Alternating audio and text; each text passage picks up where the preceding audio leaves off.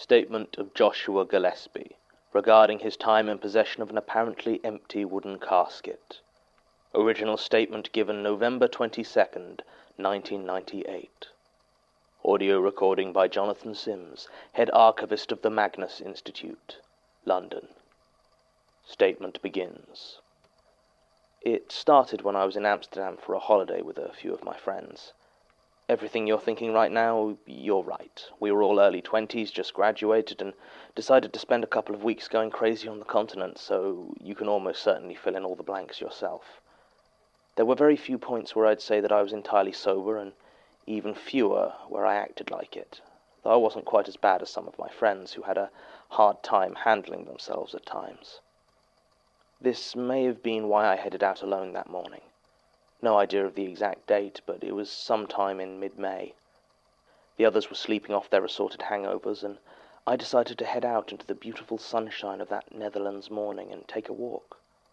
Before graduating from Cardiff with the others, I had been studying architecture, so was looking forward to spending a few hours by myself to wander and really take in the buildings of central Amsterdam.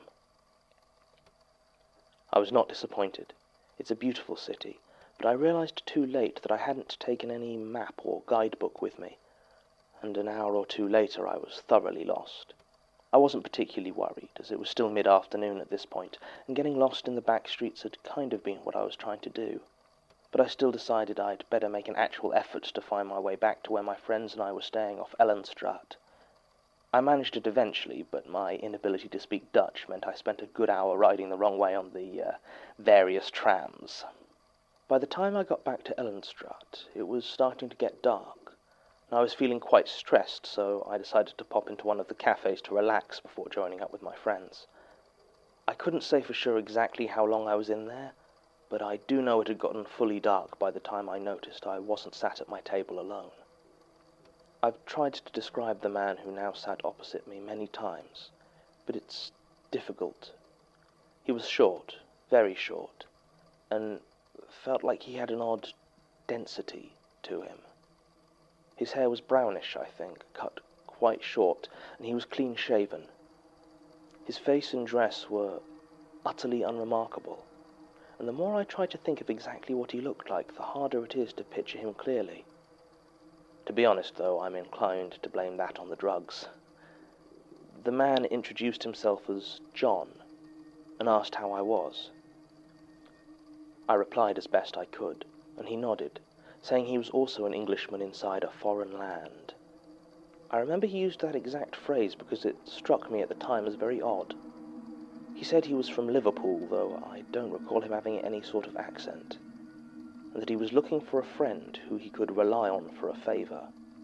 Now, high as I was, I got suspicious as soon as he said that last part, and I started to shake my head. John said it was nothing too onerous, just looking after a package for him until he had some friends pick it up, and that he would pay well. I thought he was talking about smuggling, and was about to refuse again when he reached into his jacket, I think, and pulled out an envelope.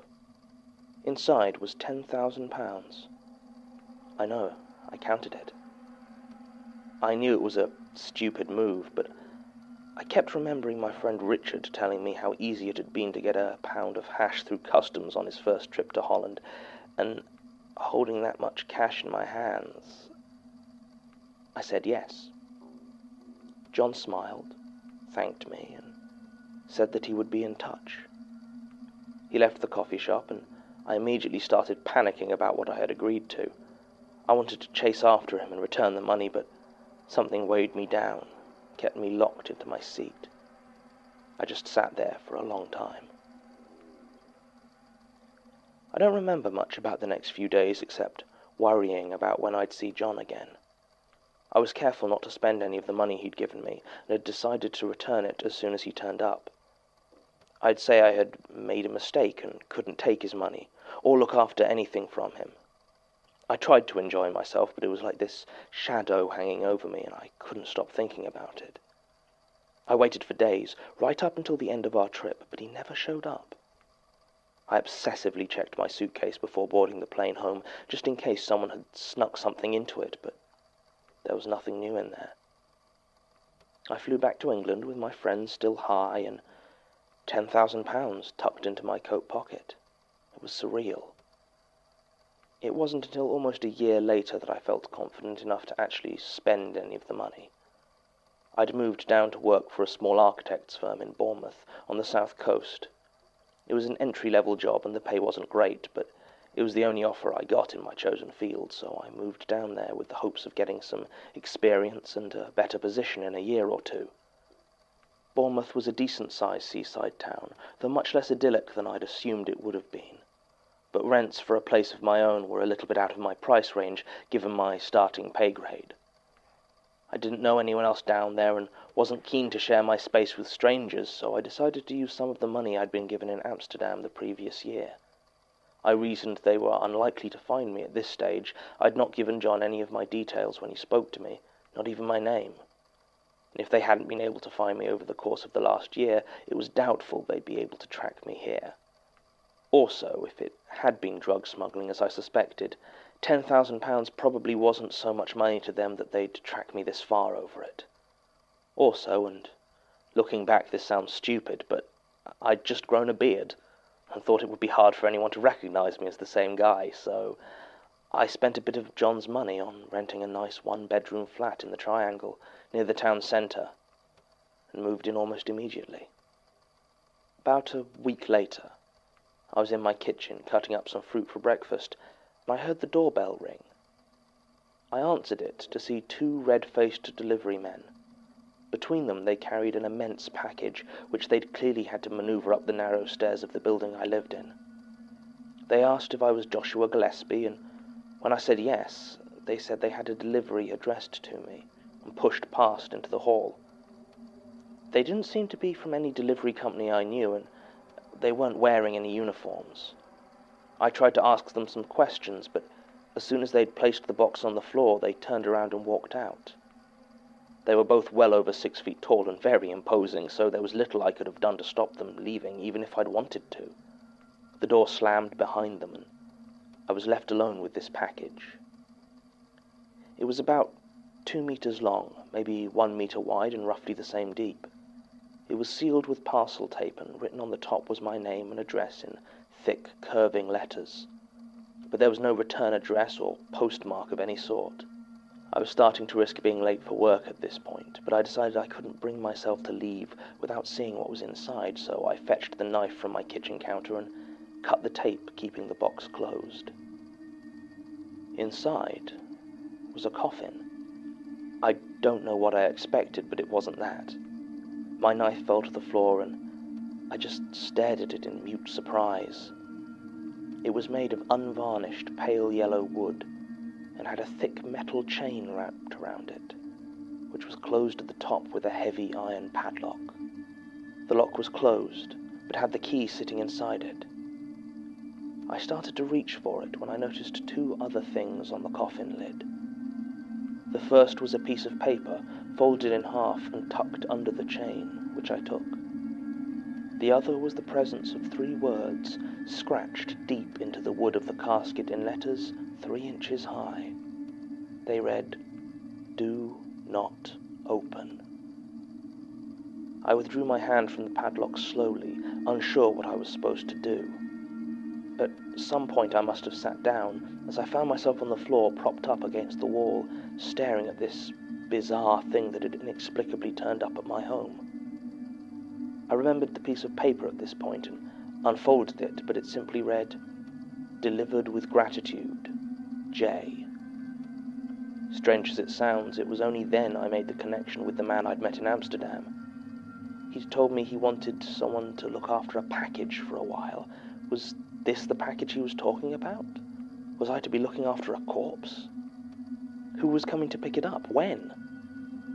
I called in sick to work, and just sat there, watching the coffin for what might have been minutes or might have been hours. I just had no idea what to do. Eventually I steeled myself and moved towards it, until my face was just inches away from the lid. I took a deep breath, trying to see if I could smell anything from inside. Nothing. If there was a dead body in there, it hadn't started to smell yet, Not that I really knew what a dead body smelled like. It was early summer at this point, which would mean that they must have died recently, if there was a body in there at all.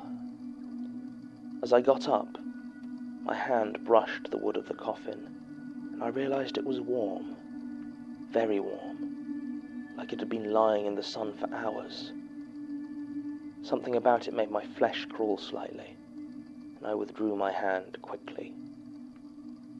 I decided to make a cup of tea. It was something of a relief standing next to the kettle, as from that angle I couldn't see the thing out in the hall. I could just ignore it. I didn't move even after I'd filled my mug. I just stood there, sipping my tea, not even noticing it was still far too hot to drink comfortably. When I finally got the nerve to step back out into the hall, the coffin still lay there, unmoving. I finally made a decision and, firmly gripping the padlock, I removed the key and placed it on the hall table next to the door. I then took hold of the coffin and chain and started to pull it further into my flat.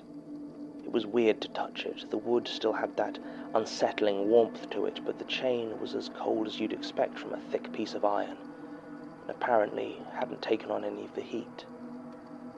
I didn't have any cupboards with enough space to hold the thing, so in the end I just dragged it into my living room and pushed it up against the wall, as out of the way as possible.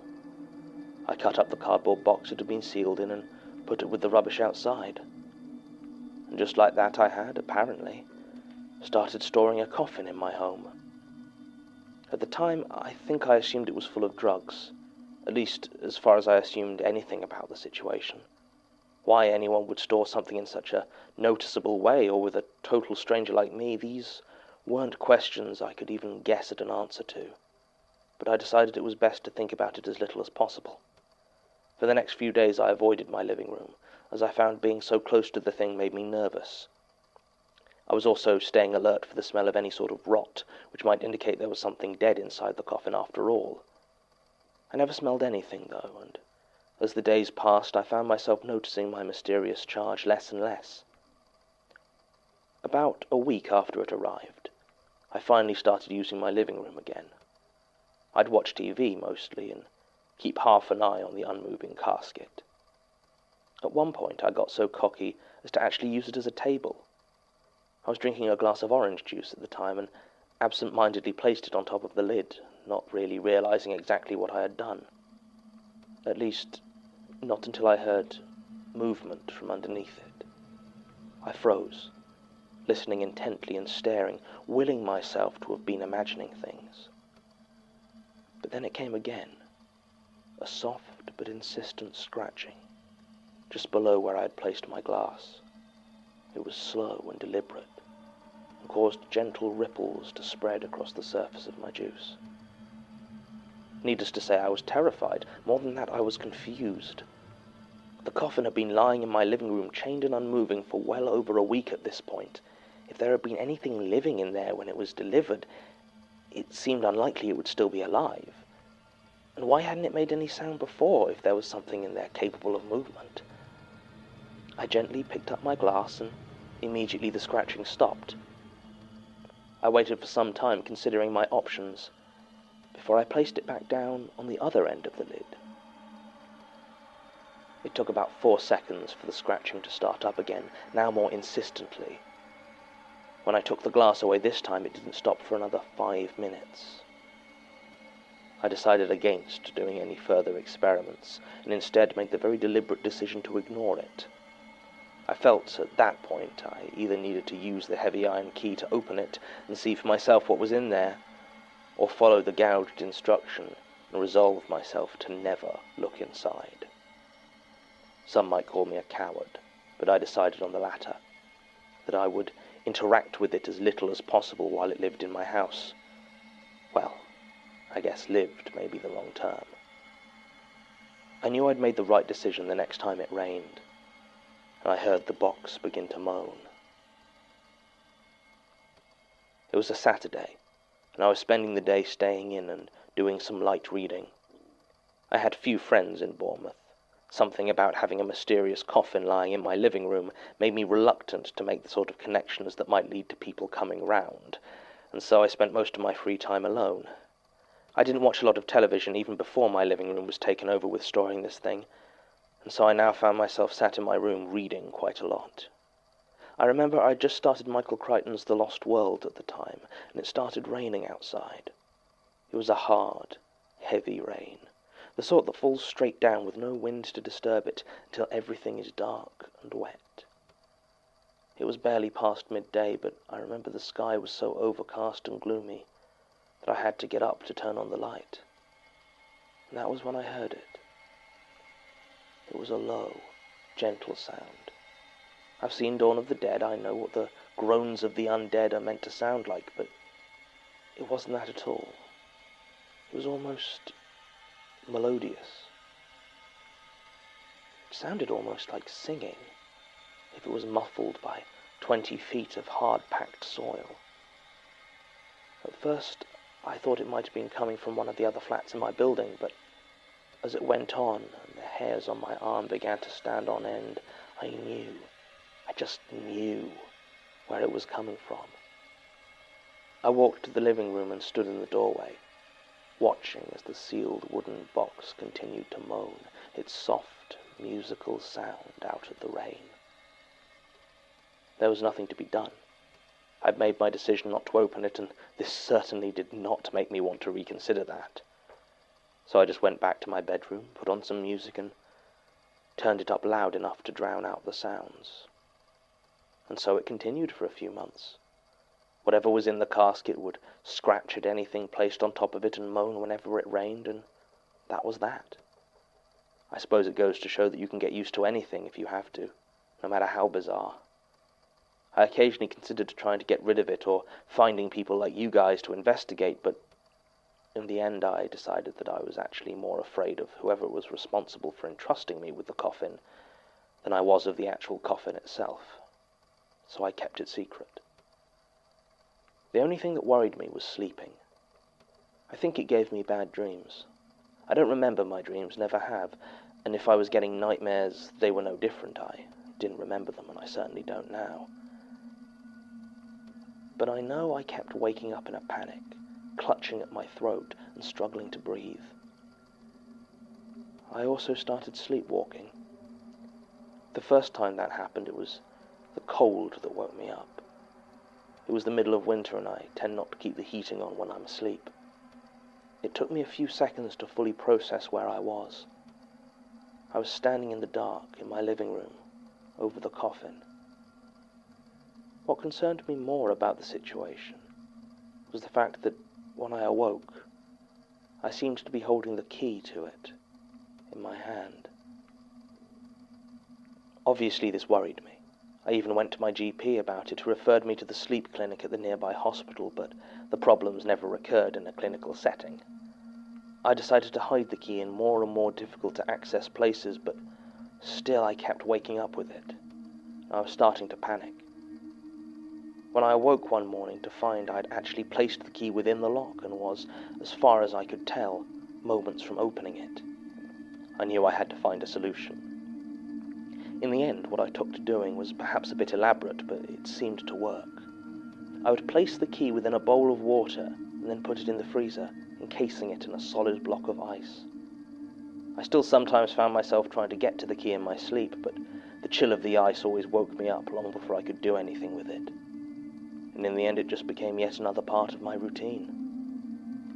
I lived like that for almost a year and a half. It's funny how fear can just become as routine as hunger. At a certain point I just accepted it. My first clue that my time keeping the coffin was coming to an end was when it began to rain and there was silence. I didn't notice at first, as my habit at that point had been to put on the music as soon as the weather began to turn. But after a few minutes, I realized that there wasn't anything to drown out. I turned off my music and went to check. The living room was silent. Then came a knock at the door.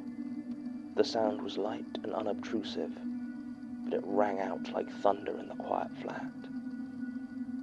I knew what I'd see as soon as I opened the door, and I was right.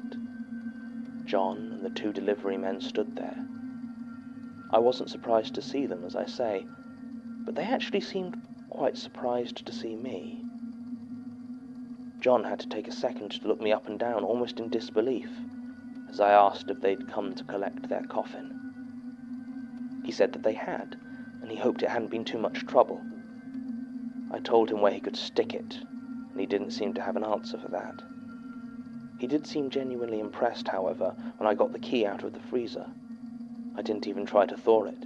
I was so eager to have this thing out of my life that I just dropped the bowl of ice on the floor and shattered it. I watched as John picked the icy key off the floor, and I told them it was in the living room. I didn't follow them. I didn't want to see what they did with the coffin. I didn't want to see if they opened it. And when the screaming started, I didn't want to see who was screaming or why. I only left the kitchen when the 2 delivery men carried the coffin past the door. I followed them down the stairs and watched in the pouring rain as they locked it into a small van marked Beacon and Hope Deliveries. Then they drove away. There was no sign of John. That was the last I heard of it. I got a new job and moved to London shortly afterwards. And now I just try not to think about it too much. Statement ends. It's always nice to hear that my hometown is not entirely devoid of odd occurrences and eerie stories. Ice cream, beaches, and boredom are all very well, but I'm glad to hear Bournemouth has at least a few apparitions to call its own. That said, the fact is Mr. Gillespie's statement starts with drug use and continues on with the lack of corroborating witnesses being a central theme, which means that an eerie story is all that it is. When the Institute first investigated, it doesn't look like they were able to find a single piece of evidence to support the existence of this scratched coffin, and to be honest, I didn't think it was worth wasting anyone's time over now, nearly 20 years later. That said, I did mention it to Tim yesterday, and apparently he did some digging of his own. Beacon and Hope did in fact exist, and were a courier service that operated until 2009 when they went into liquidation. They were based in Nottingham, however, significantly north of Bournemouth, and if they kept records of their deliveries, they are no longer available. What is interesting, however, is the address Mr. Gillespie provided for the flat this all took place in. The housing association that ran it does keep extensive records on the tenants that have lived in their buildings going back some 40 or 50 years. From what Tim could find, it appears that for the 2 years of his residence, Mr. Gillespie was the only person living in that entire building, with the other 7 flats being utterly vacant. Nobody moved in following his departure, and the building was sold to a developer and demolished shortly after this statement was originally given. Predictably, no one who worked for that housing association in the 90s is still there, and despite Tim's best efforts, we could get no explanation for why, in a building of that size, Mr. Gillespie spent almost 2 years living alone, save for an old wooden coffin. Recording ends.